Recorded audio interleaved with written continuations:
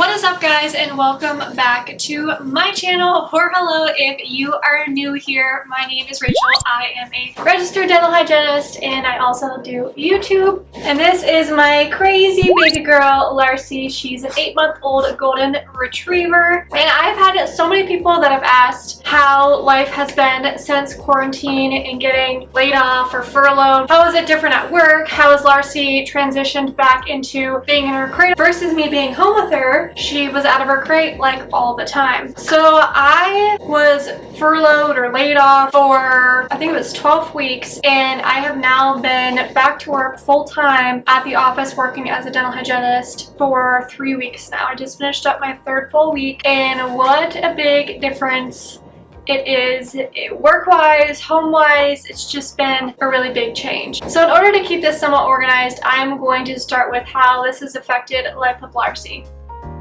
So up until quarantine, Larsey was very used to us going to work and her being in her crate while we were gone. And she would be in her crate in the morning, and then a couple hours later my husband would come home for lunch. He would feed her, take her out, and then a couple hours later after that, then we would be home for the rest of the night. So she wasn't in her crate for super long periods of time, but she was definitely used to being in her crate. So once I got word that I was going to be off work for a while, I left her out of her crate basically every day, all day while I was home, because I just felt guilty putting her in her crate when she had no reason to be if I was home. I mean, if I had to go run an errand or I was going to be outside or something for a long time, then yeah, I would put her in her crate for a couple hours, but for the majority of the time, she was definitely out of her crate.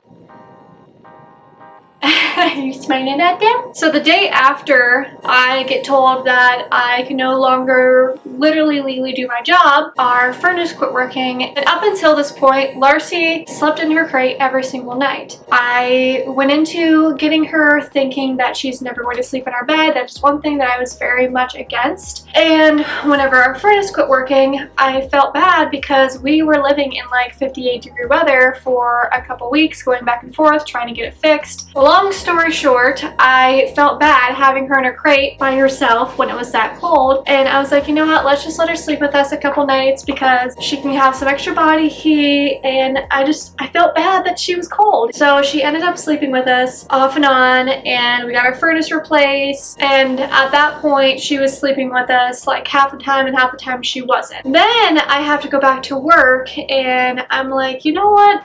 I don't really want her sleeping in her crate because A, I feel bad that, you know, she's in her crate during the day and then we come home for a couple hours and then she's in her crate all night. And yeah, that's what she was used to before, but I also kind of secretly really liked her sleeping with us, which I never ever in a million years thought that I would say, but I really like her sleeping with us. Like, I love waking up in the middle of the night and having like her foot in my face, or we're just like spooning or snuggling, or she comes over and she like licks me in the middle of the night. I love her sleeping with us. It's so cute. She looks like a little human. She lays right between us with her legs up, and she's on her back and sprawls out. She's just... You're just a Swedish baby in the world, huh? Transitioning back to work, we did not make her sleep in her crate. I think she slept in her crate like 3 times since I've been back, just because we don't want her to get completely out of the habit of it. But for the majority of the time, she is sleeping with us. We have eye boogies.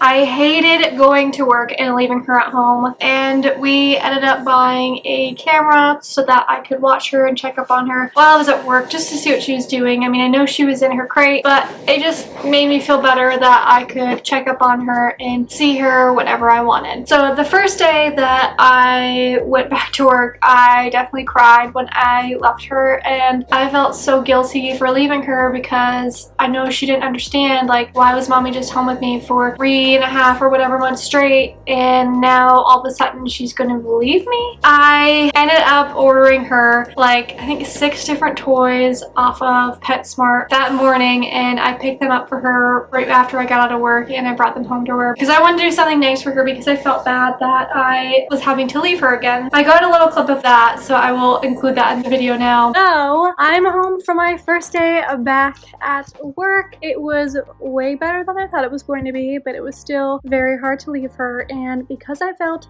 so guilty leaving Larsey, I had to bring home lots of goodies for her just so that I could make it up to her. So I brought her home a popsicle stick, a bone, a stick, a lime, this big ice cream cone, and this rainbow. I brought home all this stuff for her, and hopefully that distracts her a little bit from me having to be gone and going to work. Seems like they are a hit. She loves them. And then moving on to going back to work as a dental hygienist and how this whole situation has changed and affected how life works at work.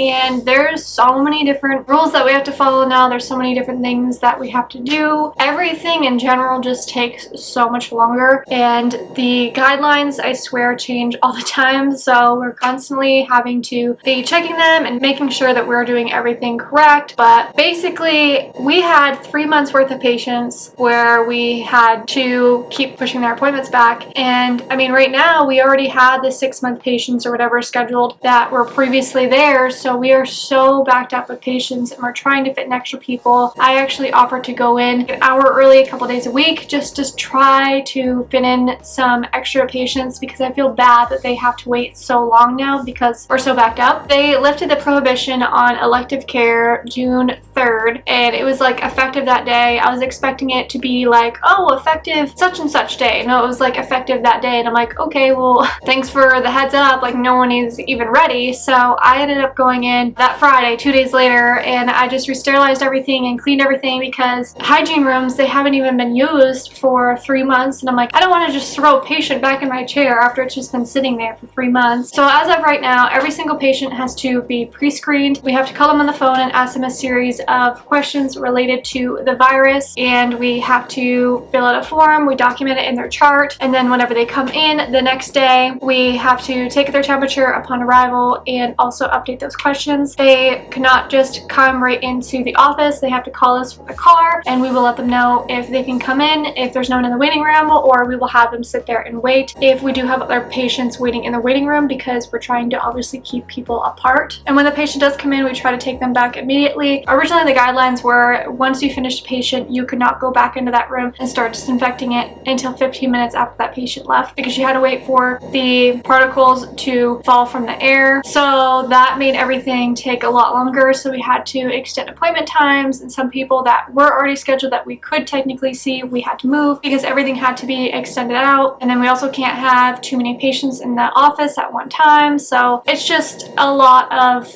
headache. I'm now wearing my long sleeve shirt. I have my scrub top. I have a lab jacket. I have my mask that I literally can't take off at all anymore. Usually when I would finish my patient, I would take it off and talk to them, but now it's on literally the entire day. And then I have my glasses, and then we have a face shield. I also have foot coverings that I put over my shoes, and then I have a little hair cap, like a shower cap, like chef hat looking thing that we have to use to cover up our hair.